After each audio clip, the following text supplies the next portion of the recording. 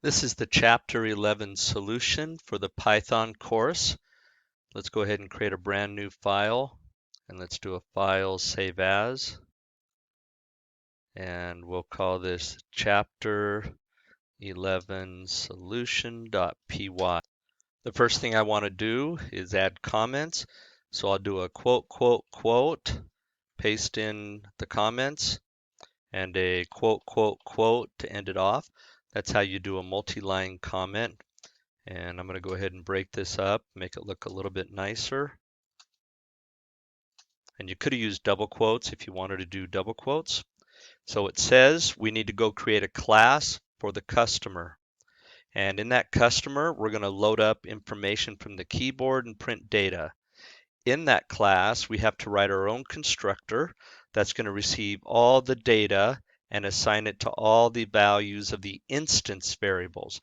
Notice it says instance variables and not class variable. And then we're going to have a method called display customer that prints information that will make it look like that. And then we have a common class variable.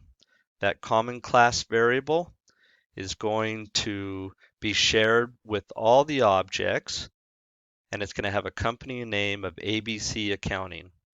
And here are the instance variables. So let's go ahead and create our class called customer. We know we need a class variable called company name, and we want to go ahead and assign that a value of ABC Accounting. Now remember, that's a static variable. That's going to be used by all of the objects. They're going to share it. Then it says we need to write our own constructor. Def init receive self.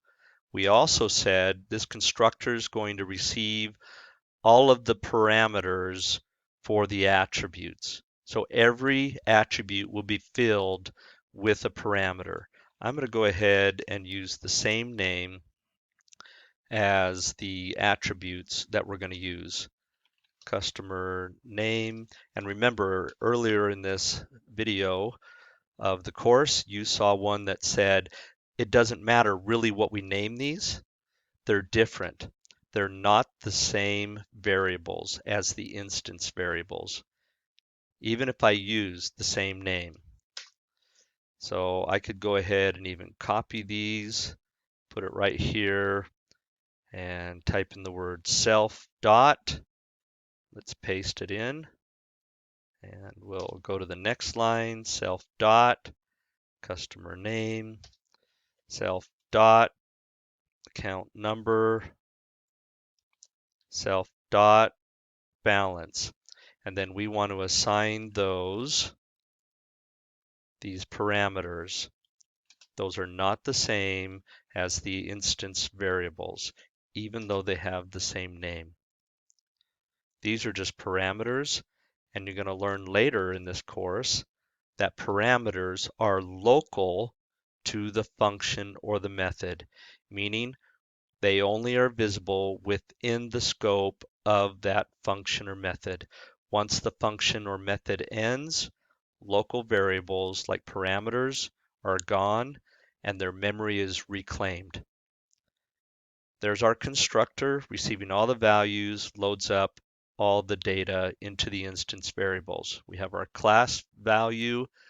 Next thing it says is we need to have a method called display customer, and that method's going to display the customer name and the balance. So we'll come right here, we'll say def, the method name receives the object, and then we want to print the data. One thing I would recommend instead of printing the data is I would simply return the data and then let the system print it. You'd have to confirm that in the documentation to see what they really want, but it's better not to print within the methods. So we could say print, and we want the customer name. So we access self dot customer name, concatenate with, has a balance of $, and concatenate with the self dot balance. We're printing there, but instead we could say return, and then we could let the program actually print the data. Next thing, we've already got our class value, we've done our attributes, so all that's left to do is to create the object and load up the data.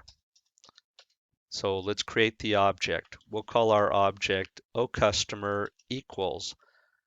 Now, if I just call the constructor right now, the problem is we don't have any of this data yet. So let's go create some variables. We'll call it cust ID. We're going to make strings. Cust ID equals input. Enter the customer ID. And then let's just do that for each of the values that we need to gather from the keyboard. This will be scust name. Enter the customer name. This will be account num. And the last one will be balance. And we are going to convert that to a float.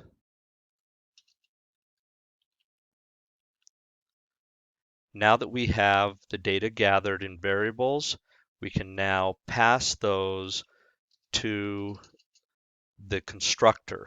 They need to be in the same order as what the constructor is expecting. And if you take a look, it's looking for the customer ID, the name, the account number, and the balance.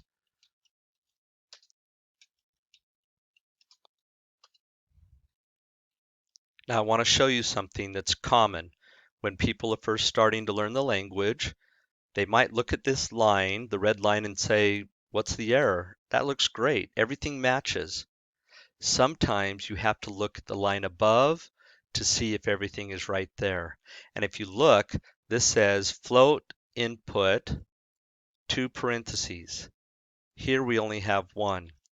So this is a great example that sometimes you have to look above to see if the error exists. In fact, if you take a look at your class, you might think everything works great there too. But if I take a closer look at this method and I say we're going to return the customer name concatenated with that string concatenated with the balance, you have to really understand what is in your class and what the attributes are. Sometimes it's wise to initialize attributes so you know what data type they're going to hold. When I look at this little comment, I can see that's a float. And you cannot concatenate a float with a string. So I really need to turn the value of that attribute into a string. Otherwise, that's an error. So make sure that when you look at your class, you understand what your attributes are, what are their data types, what you're trying to store, and how you're trying to work with it. The very last thing we need to do is we simply need to print off the customer information by calling display customer. That will call this method, which hopefully will now work. Let's go ahead and save it. Let's run it. And Python chapter 11, customer ID, customer name, Mary Lamb, customer account, A3, a bunch of letters and some data, balance 123.50, and it prints off Mary Lamb has a balance of 123.50.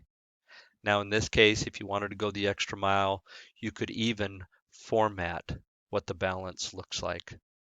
And you could do that in your method also. Try that.